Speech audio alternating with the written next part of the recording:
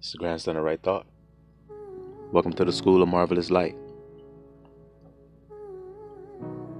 It's a very famous saying, you reap what you sow. We want to have a paradigm shift moment with that very law. You reap what you sow. Most of the time you hear that being said, think about it, little lamb. Think about how you're hearing it used. Is it being used in a negative light or in a positive light? Well, normally, when you hear it being used, you hear it being used in a negative light. Karma. We want to have a paradigm shift of karma and this law of reaping what you sow. We want to understand that in order to reap, you must sow. Now, we all want to reap something. We all do, whether it's good health, whether it's wealth, whether it's whatever it is that you have that you feel like gives you life, gives you a big joyous vibration, joy and gladness. Well, that's reaping. That requires a sowing. So instead of looking at it as some icky thing or some law of judgment, of doom, you see, paradigm shift your mind and have a renewing and be baptized, see, and be renewed and accept those words like this, like a wise gardener would. Wait a minute. I reap what I sow. That ain't bad. That's good. Because that means if I sow some good seed, what I'm going to get in return? Some good fruit. Now, I don't know about y'all, but I don't like just eating apple seeds. It's bitter. Ain't got no flesh on it and ain't got no meat and juiciness. I want the apple. Well, I got to plant that apple seed first to get the apple, see? To get the payout that I'm looking for, the reward, the good health, the whatever it is. I got to get the apple. Well, in order to get the apple, I got to plant the seed. And it got to die, which means once I plant the seed, I forget about it. I leave it alone. And then soon, it's going to give me a payout. You see that? Well, that's what this law is telling you. So it's had a whole lot of negativity associated with it, so you would be scared when you heard that. And all you would think of is, don't do bad stuff because bad stuff gonna happen to you. Karma gonna get you. Karma is a bitch. Karma ain't no bitch. Why y'all saying that? That's wicked as hell. That's wrong as hell. Karma ain't no bitch. Karma is a chaste, prude virgin. Don't you get it? She's not defiled. She's undefiled. Matter of fact, her judgment is always true because she gives you what you ask for by your sowing. She's impartial to what come out. She just makes sure to put the order in. When you put the order in, she gonna write it down and take it and give it to the cook. Cook gonna put the order up. Gonna serve that bad boy right to you like the waitress. So in other words, she gonna serve up what you asked for. Dang, diggity, diggity, diggity, dang. You see that? So now it's time that we ask for the good stuff. Or in other words, we plant good seeds. Knowing in time, in due time, we shall receive a harvest if we endure in well-doing. So in other words, what you saying, grandson? I ain't saying it, Abba saying it. Abba said, if you continue in your well-doing, even when it looks like you ain't gonna get no payout, you gonna get a payout, my brother. You gonna get a payout. If you just keep doing it and endure in doing it, because sometimes it's gonna get hard to do it because people gonna get on your nerves. Okay? Like I got a little perturbed at a woman for getting on my nerves. And I had to go to Abba and say, okay, Abba, I wasn't as patient as I could have been. I wasn't as kind as I could have been. And I may have blocked my own blessings in being that way. So let me not be like that. Let me not be like that, Abba Yah. You increase in me and let me decrease, but you increase. You see? So that I make sure I'm always doing righteous judgment Because it's you that's doing the judging, not me. See how that's working? So when you reap what you sow, it's because you've been sowing the good things. Now, with the paradigm shift way of thinking, see? So if you've been sowing the good, what kind of payout you gonna get? So then how are you gonna feel if some accuser comes up to you and says, "Hey man," you're like, "What's up?" You're like, "What do you think you're doing?" You're like, "I'm just stacking up riches, man." Stacking up riches? Yeah, man. I'm sowing some seeds so I can reap some good in return. What kind of seeds are you planting? See, this is how it goes. They gonna get curious.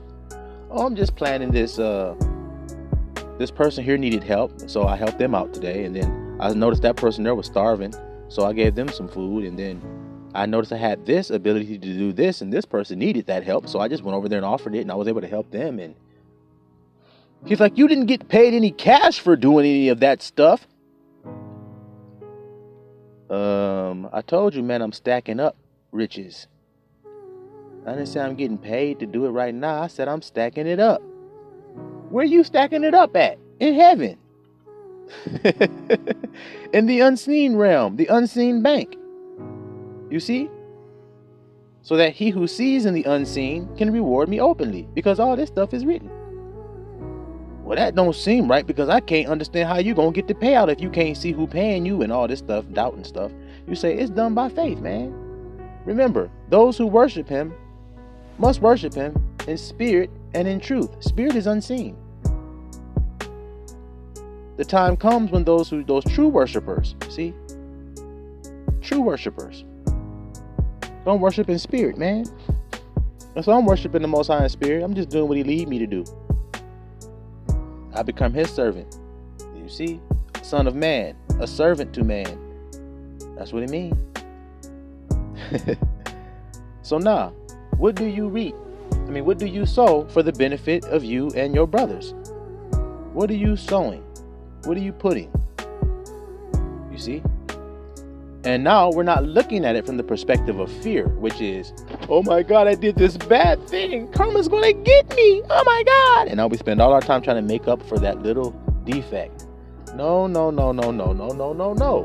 You outweigh the little mistake or sin you did with all the good you keep doing that I'll be giving you to do. See, because only good things come from above. You don't know how to do good stuff. See? That's why when you try to do it, it come off as cringe, they say in the world. You ever seen one of those false people, believers, that want people to see them when they go give somebody a pair of shoes or buy them a lunch or buy them something? They're not doing it in the secret place. See, they want somebody to see them doing it. And so when the person goes and they film themselves doing this, you notice how it makes you kind of cringe on the inside?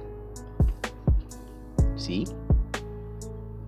So he's actually already got his reward for the help that he's doing, which is you looking at it and going, "Oh, brother, that was a great job, man. Good job, brother. That's the work of God you were doing there, man. Yeah, that's what you need to be doing. That's what we all need to try to be like. That's right, brother." That's your payment. See? Now, how long that payment gonna last? You tell me how long that's gonna last. Okay, well, I want everlasting riches. So let's see. If I help a family, say I'm just at the gas station walking into the store. I'm just happen to be walking in there. And I look over and I see a car with the hood up. Now, I know about cars and I know how to fix cars and everything, but I just walk past and ignore the shit. Then am I loving my neighbor as myself? In other words, if I was sitting there with my hood up on my car, would I want somebody who knows about fixing cars to say, "Hey man, what's going on with your shit?" I'm going to be like, "Hecky yeah. Hecky yeah. Please help me look at it. Please help me." So let's just say I happen to know and I go over there on my own accord. I say, hey, brother, what's going on with your car? And he goes, "Oh man, it won't start." So let's say you go over there and you get it worked out and you get it started for him. Now that treasure, which is what? The feeling that they have now felt. See? The feeling. What feeling you think they feel? What do you think? What do you think? The feeling that they feel, of course, is great relief, Oh, they're going to thank God. Thank you, Abba.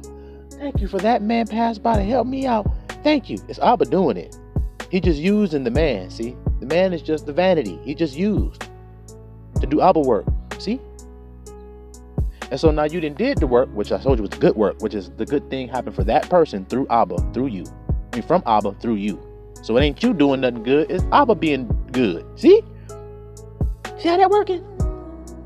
And he gets the glory, which is the relief and the praise that this person is now giving Abba because of what you've done. Even though it was Abba that did it. See how it working? So Abba get the glory. So now, how do you reap that? What I just described to you. That means at some point in your life, see, this is the way the spiritual world works. I want y'all to understand this, little flock. That means, think about what I'm saying. When that man pulled up to the gas station, he saw those people with the car with the hood up. That means they were feeling a feeling already of maybe dread or discomfort or panic or fear. All of those things. You have now washed that away by one act of kindness. So that means by one act of kindness, and you're going to get a double blessing because of the one act as well. God pays double. So you're going to get a double blessing of kindness returned to you in a circumstance that could have seemed fearful, could have seemed dreadful, could have seemed afraid or whatever. You're going to get that now. See what I mean about stacking up riches in heaven? So there's some payment going to be paid to you, which is kindness. Somebody's going to be kind to you. It's in there now.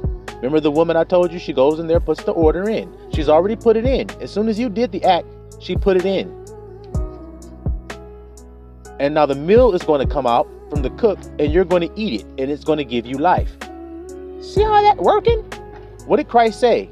My bread is to do the will of the Father.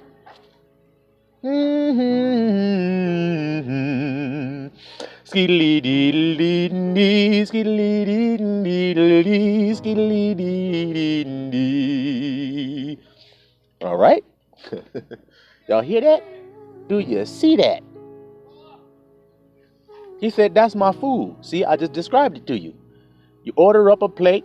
You say, here goes some kindness. All right, let's take that kindness and make a plate of food for him. Then they bring back the plate of food. It's so delicious and perfect for you, and you eat it, and you get full.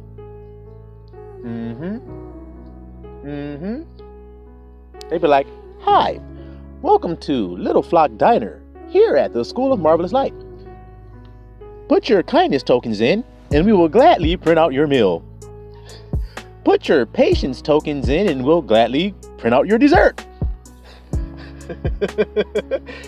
Put your long-suffering tokens in, and you will get living water in great abundance. You see? That's really how it's working. And when you learn that, you do that because you want to live.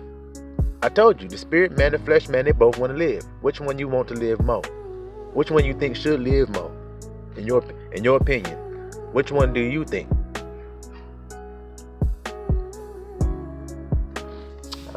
See? You're going to agree with Abba. You're going to say, it's better that the spirit man live and the flesh man dies. Yep, it sure is. What the master say? He who seeks to save his life shall lose it. But he who gives up his life for my name's sake shall find it. Boy. Y'all see that? You see? It's a thing of faith, man. That diner I'm telling you about, spirit diner that you go to get your food, it's in the unseen realm. But see, if you hungry and thirsty, the spirit man hungry and thirsty, he gonna eat like a maniac at the buffet. So let him have a buffet to eat. Stop starving him. When your flesh man get hungry, don't you feed him? Now what do the spirit man eat? Doing the will of the Father. That's what he eats. And what is the will of the Father? Kindness, patience, long-suffering, seeking not your own, envying not, being not puffed up in vain, hoping all things, enduring all things, bearing all things, conquering all things. That's the will of the Father. So love got to be the whack-a-mole bat. That's the whack-a-mole bat that we're going to use now. See, everybody was all scared. Y'all just misunderstood. The whack-a-mole bat is so soft and cushy. It really is. It corrects you in a strange way. When it bonk you on the head, you think it's going to hurt. It really don't hurt. Because the benefits of the whack-a-mole hammer striking you makes your senses turn into right thought. It's a cushy hammer, man. We're lovers. I know it sounds all harsh when y'all heard me talk, but the Son of Man came to save. He didn't come to destroy. I know it sounds like that, and it's only because they've twisted words upside down, man. I'll give y'all an example of what I mean about twisting words. I have a sword,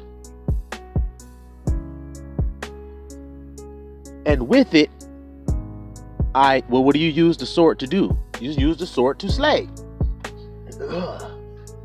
Now, if somebody that didn't understand what I meant when I said that, what would they think? They would think that means I have a dadgum katana on my hip, looking like a shogun from Japan. No, that's not what I mean. Not looking like a samurai. I ain't Samurai Joe, or what is it? Samurai Jack, okay? Okay? I'm not being Samurai Jack. Back to the past, Samurai Jack. No, we're not being Samurai Jack. No. Okay? No. We being spiritual Jack. All right? We being spiritual Jake. Okay? Not Samurai Jack. We spiritual Jake. Jacob, that is. We spiritual Jake. So our sword cuts a man's bone and marrow asunder spiritually, as it is written. But if you don't know that, then you don't understand. You think, man, this guy's talking all violent. He's talking about cutting people up in pieces. He's talking about burning people, breathing fire out of his mouth and all of this. Baptism of fire from above. That's all it means. It don't mean you're going to get harmed, baby. You see? It means it's going to wash away all the dross off of you when you get talked to. That's all it means. It's going to wash away your misconceptions, your lies. It's going to leave only the pure gold left in you after you're done talking to the Ruach. That's what it means. After you're done hearing it, in other words. That's all it means. Because Abba only going to give you good gifts. That's what it say. Every good gift come from above. And one of those good gifts is discernment. You see? So it be wise of us today to remember our station, to remember who we are feeding, to remember our position, to remember who we are. You see that? As my brother James reminded me, what is a man, grandson? A man is nothing. Checkmate. Good game, sir. You're absolutely good at this game. I'm going to go ahead on and close the chess set on up here because it's clear the Ruach HaKodesh speaking through you. So, you feel me? Man ain't nothing. He's just a vessel made by a potter. It's the potter who's something. I tell you that right now. He the one who's something. Understand what I'm saying to you? That's like a piece of art. Now, the piece of art was painted by an artist.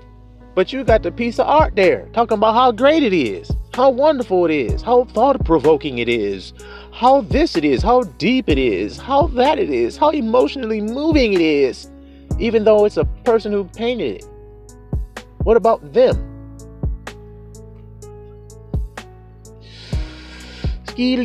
Well, same thing with Abba. Same thing with Abba.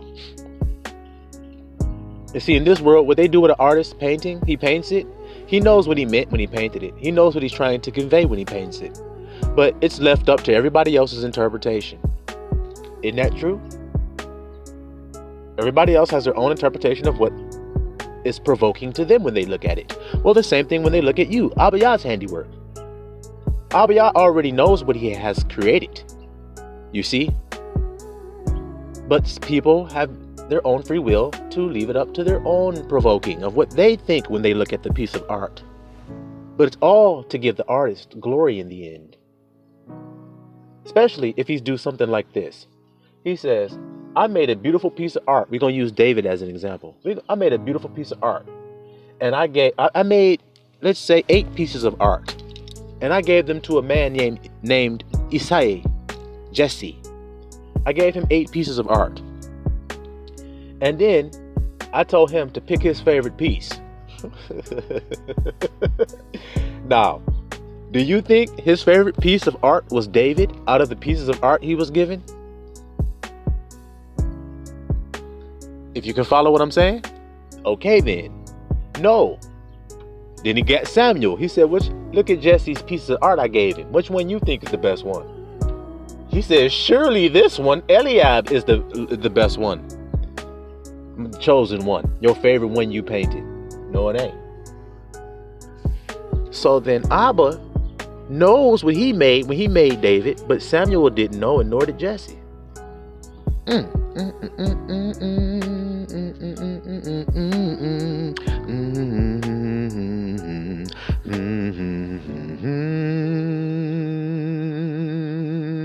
That part when I went, I was saying in my mind, we just gotta be free. Just thought I'd share that with y'all. Y'all see that? Hold on, brother. We be scared because we think if we don't feed this beast, then we gonna die. That was the fear. That was the lie all along. Ain't that interesting? And because people neglect the spiritual side that they can't see in exchange for the fleshly. Y'all understand what I'm saying? They exchange it so that they can feed themselves. They labor so that they can feed themselves. They labor so that they can house themselves. They labor, see? They labor. Abba said he came to give us rest. Come to me, all you who are laboring, and I will give you rest. That's what he said. That's what he said. I said, that's what he said. Oh, that's what he said. The whole choir. That's what he said. Oh.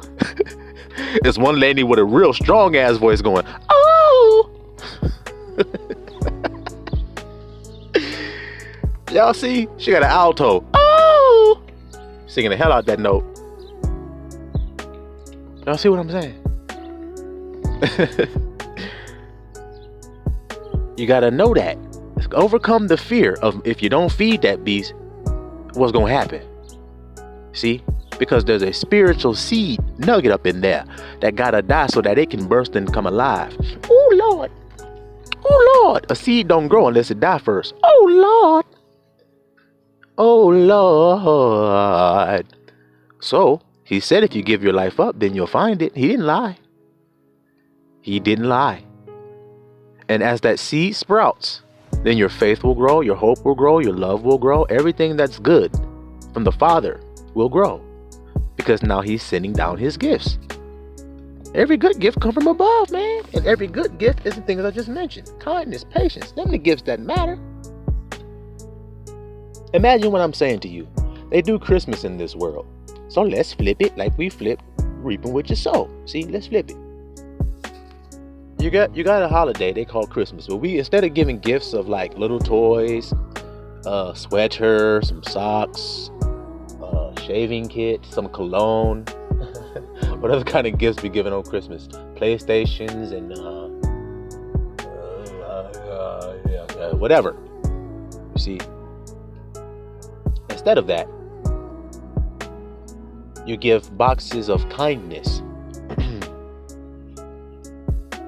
You say, this year I'm going to be kind to you. That's my gift. This year I'm going to be patient with you. That's my gift. Now what your gift is for me? A diamond necklace? See how the value? See how it works? You're going to give me some stones pulled out of the ground I can put around my neck and wear and show off. That's better than being kind and patient with me, husband. Y'all see what I'm saying? So now, Brother, you gotta turn away from feeding the beast. Listen carefully how Abba gonna string this together like a beautiful tapestry. Thank you, Father. You can no longer go to the Jezebel and give her diamonds. See, feed her. Give her diamonds, give her pearls, give her money, give her your sex and your seed. Things of that you consider value. You cannot give that to her anymore. You have to get a woman that you go to and say, hey, I'm interested in being with you. But I ain't got nothing to offer but kindness, patience, long-suffering, the same things I've been mentioning. And if she doesn't value that more than the diamonds, more than the gold, more than the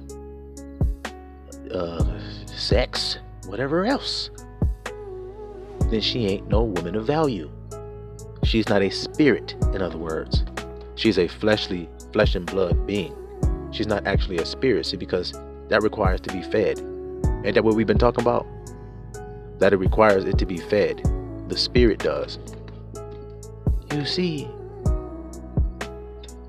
So you say, okay, well, if she's a spiritual woman, then she's going to require patience, kindness, and all those things to keep her fed. She's not going to require diamonds and gold to keep her fed, and money to keep her fed. See?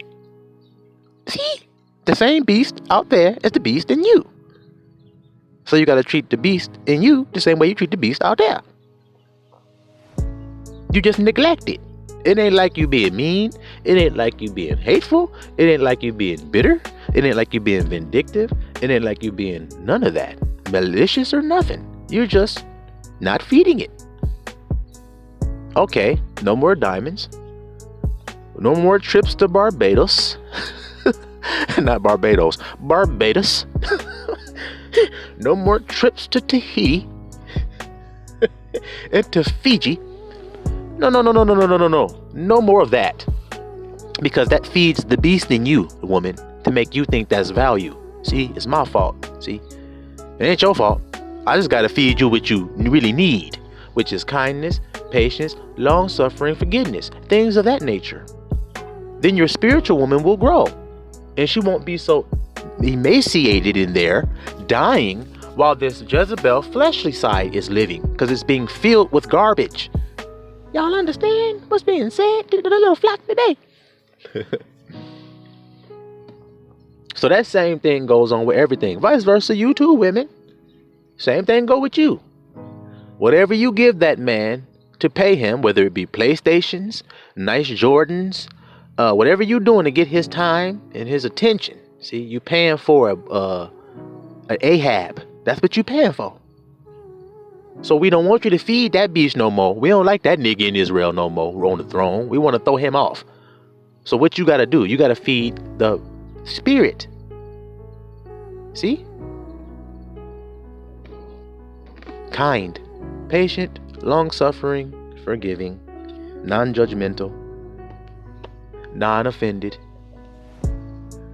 Oh boy. Y'all see that? Because you're too busy concerned with feeding the true man, the spirit. He been starving all this time. He want to eat. Like I said, if you put a buffet before him, won't he eat it up? All right then, it's a buffet. You just gotta look. You just gotta say, okay. And when Abba move you, he say, there goes an opportunity right there. Say something. Say it. Do it. Lift the helping hand. Lift your brother up. Or in other words, do whatever you would want somebody to do to you if you was in that circumstance, my man. It's so easy. And sometimes, let's just say, sometimes it takes you to have to be in that circumstance to know what to do when you see somebody in that circumstance. You understand? That's why it's hard for the rich man to enter in. Because the rich man has forgotten about being in the gutter. He's forgotten about being without. He's forgotten how hard it is just to, let alone feed yourself, have somewhere to lay your head at night. See? He's forgotten that. The poor man ain't forgotten it. So let's say he has a windfall and he comes up in his finances and able to do better for himself, the poor man. Well, he's always going to remember the poor man when he sees him. He's always going to have a space of compassion in his heart for the poor man. Just like the man that gave me the 2 tacos that I told you about when I was in a lower state. He said, I've been there. You see? so he can understand how I may be feeling. He can condescend to lower state. Well, who is that does that? God does, not man. Man doesn't condescend to lower state. God does.